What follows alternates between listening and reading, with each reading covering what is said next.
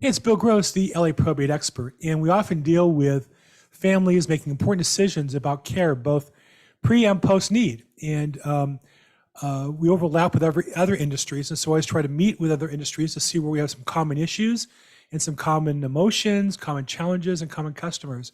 Justin Levi is a friend of mine, a personal friend. I've known him for quite a while, and I've known that he's been in the senior care business, but I didn't know exactly what he's doing. So I had a chance to speak with him the other day, and I wanted to record this so we kind of learn a little bit about what he does, but more importantly, the industry and the customers we deal with. So, hey, Justin, how you doing? I'm all right, Bill. How are you? I'm doing great. I know you're catching a deep breath because you have two kids, and one's asleep, one's in process. Not on your watch, right? Not on my watch. I am all yours. So I know you to be father of two and married to a lovely lady. You live here in LA. Where'd you grow up? I grew up in the Valley, so I'm LA born and raised. I wound up working in the Valley, so just came right home. Nice, very nice. How'd you end up in the senior living, home health care? How'd you end up in that industry? So it's an interesting story. So about 15, 16 years ago, my parents and I actually purchased a set of residential care facilities for the elderly. So the type of facilities that we purchased are commonly known as board and care homes. I actually really don't like that term, but that's just what it is.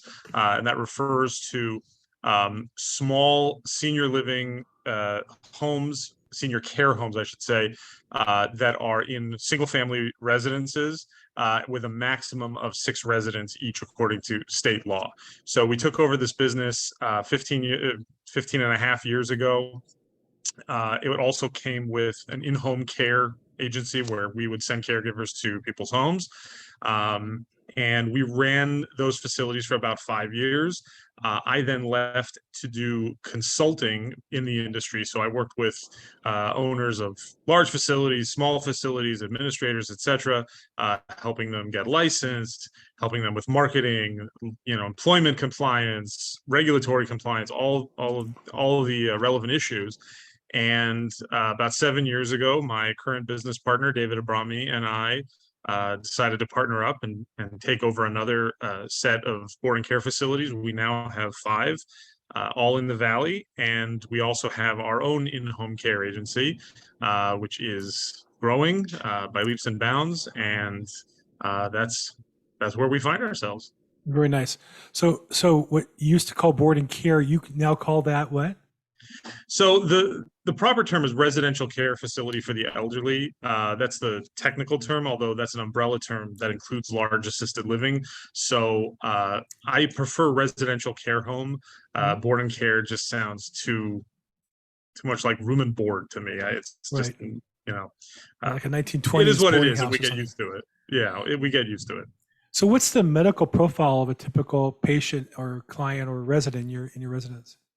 So our facilities are a little bit different in that we take people that need a lot of care. So the vast majority of our residents have some degree of dementia, cognitive impairment, ranging anywhere from early stages to end stage. We work with hospice a lot, but we have pretty much everyone is non-ambulatory or bedridden. A lot of different medical issues that require a lot of care. We take the harder cases, the people that need a lot of help, a lot of care. And because that's the way we're set up in terms of our staff and our training. And that's the niche that we like. There are other very good boarding cares out there that, tend to cater to people that need help, but not quite that much. And so that's where we sort of find our niche. And it's been, it's challenging, but at the same time, it's very rewarding because, Sure. We have so many residents who are with us currently and have been with us that really would have nowhere else to go. I mean, I have countless stories of residents who, if they weren't with us, they would probably have to be in a skilled nursing facility and they would be getting terrible care. And, it's nice to be able to provide them, what they need. When you say you work with hospice, does that mean you do the hospice or you refer them out to other facilities? It means that, so a hospice agency will come in and provide the services in our facility. But when I say that we work with them a lot, I mean, we have a lot of residents that are on hospice, at any given point in time. Got it. So, and again, if I ask you a question that's proprietary, please just tell me, but what's the average or most common time period from somebody checking in to your facility? How long what's the average stay? It's a common question, and one that's very difficult to answer because it all depends on the state that someone is in when they're admitted. So we have some people that we admit that are already on hospice, already, kind of in that last stage. And obviously they're not going to be with us that long. There have been times where, we've moved a resident in because their passing was imminent, but they wanted, to pass away in a place like ours instead of a hospital. So we knew that it would be like a couple of nights, before they passed away. But then on the other hand, we have some residents that have been with us for over a decade. Wow. Yeah. So and even if it's not over a decade, it's 5, 6, 7 years. We have one resident who's 108 years old and still kicking, God bless her. And you just never know with these things. It depends a lot on at what point they're admitted, and it depends a lot on their condition, because for some people, and this is unfortunate, but dementia can progress very slowly. Especially depending on when the onset occurs. And so you're with someone for quite some time. Can be, yeah. Yeah. So, and then the clients or residents that you take, are they commonly government insurance? Are they private insurance? Are they paying out of pocket? How do they typically finance? So with us, it's private pay, but that does include long-term care insurance, which, a few people have. Unfortunately, not enough. It's still, I would say, maybe 10% of our residents have long-term care insurance at most. So the government subsidy for this kind of thing, so for the most part, government funds are only used for medical facilities, i.e. skilled nursing, congregate living. There is a rather limited program known as the Assisted Living Waiver Program, where if a facility is approved and the resident is part of the program, Medi-Cal will pay a certain amount for that person to stay. But usually those facilities are sort of the larger ones with more volume, not so much the type of facility that we have. So as you probably know, and I think I told you, my business is primarily real estate, and I spend a lot of my time encouraging families to plan ahead for financial matters as well as for medical care directives. How often do people come to you and have in place, the proper kind of medical directives to allow you to make the decisions you make, and how common is it for you to find people who don't, that you need to maybe struggle with on providing them the right decisions? So as far as having the medical power of attorney and advance directive and those sorts of things, I think for the most part, people have that planned out. Not everyone, believe me. There are definitely situations where, they are kind of scrambling to get everything in order. There are definitely situations where, let's say the child is making the decision and they don't have the proper power of attorney and it takes a while. So that definitely happens. What I will say people are very woefully lacking in is preparing in the sense of knowing what they're going to need. It's one thing to have the documentation, but I would say very few people genuinely plan ahead in terms of understanding what types of care they might need, based on their health, understanding what types of care are available. Have they considered in-home care? Have they considered board-in care? Have they considered assisted living? Have they considered the realities of aging? And unfortunately, there are many people that don't. And so they come to us, scrambling. I mean, it's interesting we're having this conversation now. I just had a conversation with someone today who said something I've heard a million times. I wish I had found you sooner. And, a big reason why people don't find us sooner is because there isn't that advanced planning in terms of understanding the landscape, understanding what kind of care is out there, understanding what kind of facilities are out there, and what you potentially may need. When's the right time to get together with you and find these things out? The earlier the better. The times when I meet with people who say, listen, we're not looking right now, we're just evaluating options because we feel in a year, mom, based on how she's declining, might need something. Obviously, I love having those meetings. I mean, obviously that's not an immediate client, but at the same time, they're doing things the right way. They're really trying to understand things so that when the time comes, they call and they say, all right, we know we want to go with you, or we know we want in-home care, we know we want boarding care, whatever it may be, and now we're ready. Please, let's get this rolling. Let's talk a little bit about in-home care. Is your service full-time? Is your service like part-time post-surgery rehabilitation? What kind of services do you guys offer? So we offer sort of a range. So we have some clients that are 24/7 ongoing, for a long time. We have some clients that are 1 day a week. We have some clients that are a few hours a day.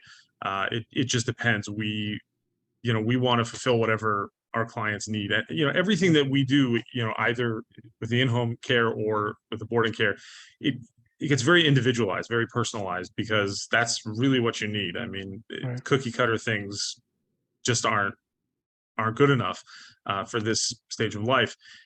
So in terms of in-home care, we tailor everything to what the client needs. And so, a client may say, listen, I only need, 4 hours a day or something. So what we do is we don't just say no, we pair that client up with another client who may also need 4 hours a day, and same caregiver. All of a sudden that caregiver has a full day of work. And that's one of the ways that we're able to kind of avoid the problems of the caregiver shortage, which is a real thing, but fortunately hasn't affected us too badly. So it seems like you're creating a customized service in a world where everything's but customized, and I guess that's what created the need for your business, right? Exactly. I mean, when it comes to like the boarding cares, for example, one of the questions that we get all the time is, well, what about meals? Because people have this expectation that they're going to go to like a larger facility that's run kind of like a hotel, and breakfast is served from 7 to 10, and it's whatever it is, and then lunch is from 12 to 2, and it's whatever it is. It's for the kind of people that we take care of, you just can't do it that way. Somebody needs to know that if they want to get up at 11 o'clock and have oatmeal every day, they can do that. And they need to know that, if the meal of the day is salmon and they just want a hamburger, they can have a hamburger. People need to be given those options. Well, so obviously such a customized package must make it challenging to scale up a business. So how do you putting your business hat on for a second, how do you do business development? What is it that you do? Or is your service just such that referrals come to you and you have enough business, and your main challenge is handling what comes in? Are you out So, business, or does it come to you? Yeah, I mean, so it differs depending on whether you're talking about in-home care or boarding care. So as far as the facilities, there's a capacity. I mean, we currently have 5 facilities, 6 residents each, so we cap at 30, and there's nothing we can do about that. As far as in-home care, there theoretically is not a capacity issue, and like I said, we've been growing. Basically, you can grow as fast as you can find caregivers, and for a number of reasons, we have been very fortunate that we not only have enough caregivers, but they're all very high quality. Basically, I've been doing this for over 15 years. We have, the facility business as well. And so we have this very large pool of very qualified caregivers. And so, we never have to, take an ad out for caregivers. Everyone's basically referred by existing caregivers. There's more vetting that goes on in that regard. Wow. So as far as scaling, basically, when it comes to in-home care, it's much easier to scale. Facilities, I mean, even if you're in a large facility, which we certainly may do one day, there's still a capacity. It could, it's not 6, it could be 100, but it's still a capacity. And so that does present challenges, although, once you're full, and, you can take it easy a little bit. I know that when my mother-in-law, blessed memory, needed a caregiver, and we looked into finding somebody. Of course, she lived in Orange County. We're here in LA. You make phone calls, you get some referrals, you try to talk to people and vet them. We ended up with a lady who seemed nice enough, but it turned out she was embezzling for my mother-in-law for years. Mm, And we were yeah. lucky to catch it. It actually she was in cahoots with the owner of the company. It turned out we kind of caught them, This and was this was through an agency. This wasn't an individual. Oh, wow. and we That were is lucky that scary. that with the police help, we negotiated with her to make good on it, right, make restitution over the next year, and she did. And so we kind of got lucky as that goes. But I know in real estate, I see all the time lawsuits where caregivers pressure people to sign deeds and documents and agreements and cause all kind of family strife. So I'm sure there are cheaper providers than you, but cheaper can also be more expensive in the long run if people aren't careful. For sure. I have to say, I'm very surprised that your experience was with a company. Usually those stories are reserved for individual caregivers that people find, through a friend or, on Craigslist or something like that. And that can be very problematic. I mean, I can tell you that, when somebody hires an individual caregiver, 10% of the time they become a part of the family, and the other 90% of the time it's a disaster. Right. What you're saying is not sadly not uncommon. With an agency, there is, you do have a little bit more oversight. I don't just send caregivers out and hope for the best. We monitor them, we monitor the client, and we do encourage our family. I mean, families do have to be involved. I'm glad that you were involved to the point where you can see what was going on. But Right. a lot of the times when people get documents signed over to them, there's no one watching, and that can be very problematic. So help some of the people that follow me on YouTube are real estate agents who deal with these same families at a later point in time when it's time to sell a property, or beforehand to get them into estate planning to prepare for the financial matters that have to happen. I don't know if you come across those transactions in your, is that it's probably after they've been in your facility for the most part, but you must see occasionally some of those things going on and some of the same questions. Any advice you give a real estate agent working in this space on how to deal with families that are dealing with these circumstances? Handle them with kid gloves, first of all. I would say that I see it quite often where, somebody will come to us, looking for a place, and then they say, and I got to sell my house, or we have to sell the house. We can, the family can pay for a few months worth of care, but then, unless the house sells, or until the house sells, then, we're going to be stuck. So handling with kid gloves, I think one of the things that your colleagues can really do is to learn the landscape as well, to understand what kind of care people will need, to understand the individual involved, what are their health needs, what are their care needs, and then to say, listen, I know this great facility, or I think you might be ready for assisted living, or boarding care, or whatever it may be. And I think that that's probably the most important part. There is another component, which is what happens when you are working with the family and the individual does not want to leave, does not want to move. Classic. Yeah, and the advice that I always give to the families, but this advice can certainly come from the agents as well, is always blame the doctor. Always blame the guy that's not in the room.